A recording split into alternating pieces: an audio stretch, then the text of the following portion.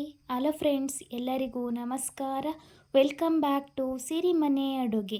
ನಾನಿವತ್ತು ತುಂಬ ರುಚಿಯಾಗಿರುವಂಥ ಬೆಳಗಿನ ತಿಂಡಿಗೆ ಮಾಡ್ಕೊಳ್ಳೋವಂಥ ಮಾವಿನಕಾಯಿ ಚಿತ್ರಾನ್ನ ಮಾಡೋದು ಹೇಗೆ ಅಂತ ತೋರಿಸ್ಕೊಡ್ತೀನಿ.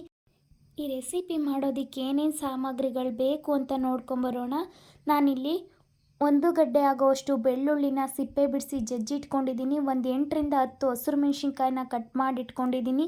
2 ಮೀಡಿಯಮ್ ಸೈಜ್ ಈರುಳ್ಳಿನ ಕಟ್ ಮಾಡಿದ್ದೀನಿ. 1 ಎಸಳು ಕರಿಬೇವು, 1 ಸ್ಪೂನಷ್ಟು ಕಡಲೆ ಬೀಜ ಮತ್ತು 1 ಸ್ಪೂನಷ್ಟು ಉದ್ದಿನಬೇಳೆ, ಕಡಲೆಬೇಳೆ ಮತ್ತು ಮಾಡೋದಕ್ಕೆ ಎಣ್ಣೆ, ರುಚಿಗೆ ತಕ್ಕಷ್ಟು ಉಪ್ಪು. ಇದರಲ್ಲಿ ಒಂದು 1/4 ಭಾಗ ಆಗೋಷ್ಟು ತೋತಾಪುರಿ ಮಾವಿನಕಾಯಿನ ಸಿಪ್ಪೆ ತೆಗೆದು ತುರಿದಿಟ್ಕೊಂಡಿದ್ದೀನಿ.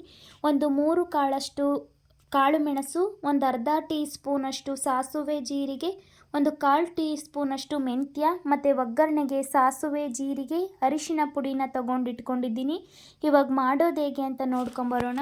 ನಾನಿಲ್ಲಿ ಸ್ಟವ್ ಮೇಲೆ ಒಂದು ಕಡಾಯಿನ ಇಟ್ಕೊಂಡು ಅದಕ್ಕೆ ಒಂದು 3ರಿಂದ 4 ಟೇಬಲ್ ಸ್ಪೂನಷ್ಟು ಎಣ್ಣೆನ ಹಾಕ್ಕೊಂಡಿದ್ದೀನಿ. ಎಣ್ಣೆ ಬಿಸಿ ಆದಮೇಲೆ ಅದಕ್ಕೆ ಸಾಸಿವೆ, ನಾನು ತೊಗೊಂಡಿರೋವಂಥ ಕಡಲೆ ಬೀಜ, ಕಡಲೆಬೇಳೆ, ಉದ್ದಿನಬೇಳೆನ ಹಾಕ್ಕೊಂಡು ಫ್ರೈ ಮಾಡ್ಕೊಳ್ತಾ ಇದ್ದೇನೆ.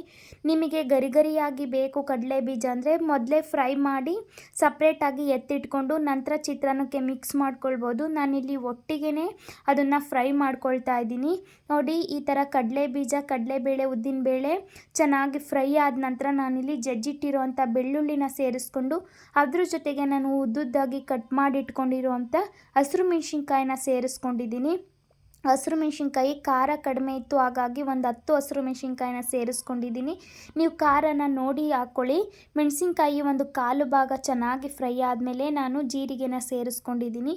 ಮೆಣಸಿನ್ಕಾಯಿ ಒಳ್ಳೆ ಚೆನ್ನಾಗಿ ವೈಟ್ ರೋಮ ಬರಬೇಕು, ಅಲ್ಲಿವರೆಗೂ ಫ್ರೈ ಮಾಡಿಕೊಂಡ್ರೆ ಮೆಣಸಿನ್ಕಾಯಿ ಗ್ಯಾಸ್ಟ್ರಿಕ್ ಸಹ ಆಗೋದಿಲ್ಲ ಮತ್ತು ಚೆನ್ನಾಗಿ ಖಾರ ಬಿಟ್ಕೊಳ್ಳುತ್ತೆ. ಮೆಣಸಿನ್ಕಾಯಿ ಚೆನ್ನಾಗಿ ಫ್ರೈ ಆದ ನಂತರ ನಾನು ಕಟ್ ಮಾಡಿ ಇಟ್ಕೊಂಡಿರೋಂಥ ಈರುಳ್ಳಿನ ಸೇರಿಸ್ಕೊಂಡಿದ್ದೀನಿ. ಈರುಳ್ಳಿ ಜೊತೆಗೇ ನಾನು ಕರಿಬೇವಿನ ಸೊಪ್ಪನ್ನ ಸಹ ಸೇರಿಸ್ಕೊಳ್ತಾ ಇದ್ದೀನಿ. ನೀವು ಕರಿಬೇವಿನ ಸೊಪ್ಪು ಹಸಿಯಾಗಿ ಬೇಡ, ಸ್ವಲ್ಪ ಫ್ರೈ ಆಗಲಿ ಅಂತಂದರೆ ಮೆಣಸಿನ್ಕಾಯಿ ಹಾಕ್ದಾಗೆ ಹಾಕ್ಕೊಳ್ಬೋದು. ನಿಮಗೆ ಯಾವ ಥರ ಇಷ್ಟ ನೋಡಿಕೊಂಡು ಹಾಕ್ಕೊಳ್ಳಿ.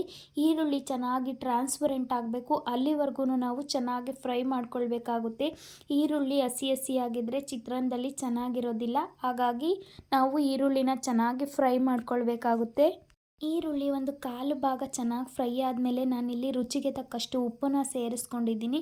ಉಪ್ಪು ಮತ್ತು ಅರಿಶಿಣ ಪುಡಿನ ಹಾಕೋದ್ರಿಂದ ಸಹ ಈರುಳ್ಳಿ ಬೇಗ ಚೆನ್ನಾಗಿ ಫ್ರೈ ಆಗುತ್ತೆ ಅಂತಲೇ ಸಹ ಹೇಳ್ಬೋದು. ನೋಡಿ, ಈ ಥರ ನಾನು ಈರುಳ್ಳಿನ ಚೆನ್ನಾಗಿ ಫ್ರೈ ಮಾಡ್ಕೊಳ್ತಾ ಇವಾಗ ಅದ್ರ ಜೊತೆಗೆ ಅರಿಶಿಣ ಪುಡಿನ ಸೇರಿಸ್ಕೊಂಡಿದ್ದೀನಿ. ತುಂಬ ಚಿತ್ರಾನ್ನಕ್ಕೆ ಜಾಸ್ತಿ ಅರಿಶಿಣ ಪುಡಿನ ಸಹ ಸೇರಿಸ್ಬಾರ್ದು, ಬಲಿ ಅನ್ನದ ಥರ ಅನ್ನಿಸ್ಬಾರ್ದು. ನೋಡಿ, ಈ ಥರ ನಾನು ಸ್ವಲ್ಪ ಅರಿಶಿಣ ಪುಡಿನ ಸೇರಿಸ್ಕೊಂಡು ಚೆನ್ನಾಗಿ ಮಿಕ್ಸ್ ಮಾಡ್ಕೊಳ್ತಾ ಇದ್ದೀನಿ. ನಮಗೆ ಈರುಳ್ಳಿ ಫ್ರೈ ಆಗಿದೆಯಾ ಇಲ್ವಾ ಅಂತ ಹೇಗೆ ಗೊತ್ತಾಗುತ್ತೆ ಅಂದರೆ ನಾವು ಹಾಕಿರುವಂಥ ಈರುಳ್ಳಿ ಕ್ವಾಂಟಿಟಿನೂ ಸಹ ಕಡಿಮೆ ಆಗಿ ಅದು ಚೆನ್ನಾಗಿ ಟ್ರಾನ್ಸ್ಪರೆಂಟ್ ಆಗಿ ಸಾಫ್ಟ್ ಆಗಿರುತ್ತೆ. ಅಲ್ಲಿವರೆಗೂ ಫ್ರೈ ಮಾಡಿಕೊಂಡು ಇವಾಗ ನಾನು ಸಿಪ್ಪೆ ತೆಗೆದು ತುರಿದಿಟ್ಕೊಂಡಿರುವಂಥ ಮಾವಿನಕಾಯಿನ ಸೇರಿಸ್ಕೊಂಡು ಚೆನ್ನಾಗಿ ಫ್ರೈ ಮಾಡ್ಕೊಳ್ತಾ ಇದ್ದೀನಿ. ಇದ್ರ ಜೊತೆಗೆ ನಾನು ತುರಿದಿಟ್ಕೊಂಡಿರುವಂಥ 1-2 ಸ್ಪೂನಷ್ಟು ತೆಂಗಿನ ತುರಿನ ಸಹ ನಾನು ಇವಾಗಲೇ ಸೇರಿಸ್ಕೊಂಡಿದ್ದೀನಿ. ಆ ತೆಂಗಿನ ತುರಿಲಿರುವಂಥ ಸ್ವಲ್ಪ ನೀರಿನ ಅಂಶ ಎಲ್ಲ ಹೋಗಬೇಕು, ಅಲ್ಲಿವರೆಗೂ ಚೆನ್ನಾಗಿ ಫ್ರೈ ಮಾಡ್ಕೊಳ್ಬೇಕಾಗುತ್ತೆ.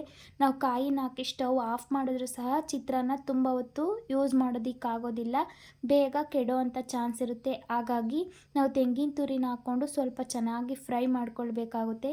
ಇವಾಗ ನಾನು ಏನು ತೋರಿಸಿಟ್ಟಿದ್ದೆ, ಒಂದು 3 ಕಾಳಷ್ಟು ಮೆಣಸು ಮತ್ತು ಸ್ವಲ್ಪ ಜೀರಿಗೆ, ಸಾಸಿವೆನ ನಾವು ಸ್ವಲ್ಪ ಕುಟ್ಟಿ ಪುಡಿ ಮಾಡ್ಕೊಂಡಿದ್ದೀನಿ. ಅದನ್ನು ನಾನಿಲ್ಲಿ ಸ್ವಲ್ಪ ತರಿಯಾಗೆ ಕುಟ್ಟಿ ಪುಡಿ ಮಾಡ್ಕೊಂಡಿದ್ದೀನಿ. ಅದನ್ನು ಇವಾಗ ಸೇರಿಸ್ಕೊಳ್ತಾ ಇದ್ದೀನಿ. ಇದನ್ನು ಹಾಕೋದ್ರಿಂದ ಚಿತ್ರಾನ್ನ ತುಂಬ ಟೇಸ್ಟಿಯಾಗಿ ಬರುತ್ತೆ ಅಂತಲೇ ಹೇಳ್ಬೋದು. ನಾವು ಮಾಮೂಲಿ ಚಿತ್ರಾನ್ನ ಮಾಡೋದಕ್ಕಿಂತ ಈ ಥರ ಮೆಂತ್ಯ ಪುಡಿ, ಸ್ವಲ್ಪ ಮೆಣಸು ಮತ್ತು ಸಾಸಿವೆನ ಕುಟ್ಟಿ ಪುಡಿ ಮಾಡಿ ಹಾಕೋದ್ರಿಂದ ತುಂಬ ಟೇಸ್ಟಿಯಾಗಿ ಬರುತ್ತೆ. ಒಂದು ಸತಿ ನೀವು ಟ್ರೈ ಮಾಡಿ ನೋಡಿ. ನಾನು ಆಲ್ರೆಡಿ ಒಂದು ಚಿತ್ರಾನ್ನದ ರೆಸಿಪಿನ ಸಹ ನನ್ನ ಚಾನಲಲ್ಲಿ ಅಪ್ಲೋಡ್ ಮಾಡಿದ್ದೀನಿ.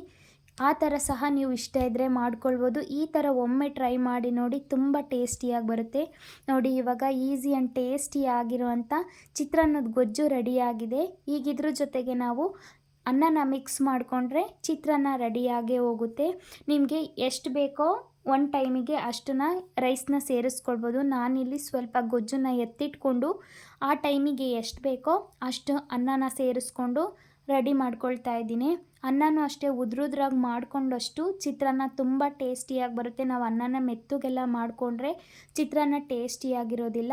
ನೋಡಿ ಇವಾಗ ಚೆನ್ನಾಗಿ ಮಿಕ್ಸ್ ಮಾಡಿಕೊಂಡು ಉಪ್ಪು ಖಾರನ ಚೆಕ್ ಮಾಡಿಕೊಂಡು ಮೇಲ್ಗಡೆ ಸ್ವಲ್ಪ ಕೊತ್ತಂಬರಿ ಸೊಪ್ಪನ್ನ ಹಾಕ್ಕೊಂಡ್ರೆ ಈಸಿ ಆ್ಯಂಡ್ ಟೇಸ್ಟಿಯಾಗಿರೋಂಥ ಮಾವಿನಕಾಯಿ ಚಿತ್ರಾನ್ನ ರೆಡಿ ಆಯಿತು.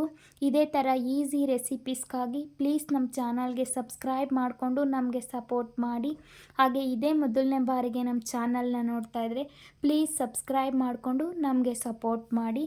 ನೋಡಿ ಈಸಿ ಆ್ಯಂಡ್ ಟೇಸ್ಟಿಯಾಗಿರುವಂಥ ಮಾವಿನಕಾಯಿ ಚಿತ್ರಾನ್ನ ರೆಡಿ ಆಯಿತು. ನೀವು ಈ ರೆಸಿಪಿನ ನಿಮ್ಮ ಮನೆಯಲ್ಲಿ ಟ್ರೈ ಮಾಡಿ ನನಗೆ ಟೇಸ್ಟ್ ಹೇಗಿತ್ತು ಅಂತ ಕಮೆಂಟ್ ಮಾಡಿ ತಿಳಿಸಿ. ಹಾಗೆ ಇನ್ನೂ ಯಾರ್ಯಾರು ನಮ್ಮ ಚಾನಲ್ನ ಸಬ್ಸ್ಕ್ರೈಬ್ ಮಾಡದೆ ನೋಡ್ತಾ ಇದ್ದೀರಾ ಪ್ಲೀಸ್ ಸಬ್ಸ್ಕ್ರೈಬ್ ಮಾಡಿಕೊಂಡು ಈ ರೆಸಿಪಿ ನಿಮಗೆ ಇಷ್ಟ ಆದರೆ ನಿಮ್ಮ ಫ್ರೆಂಡ್ಸ್ ಆ್ಯಂಡ್ ಫ್ಯಾಮಿಲಿಗೆ ಶೇರ್ ಮಾಡಿ. ನೆಕ್ಸ್ಟ್ ವಿಡಿಯೋದಲ್ಲಿ ಸಿಗ್ತೀನಿ ಫ್ರೆಂಡ್ಸ್. ಅಲ್ಲಿವರೆಗೂ take care, bye, thank you for watching.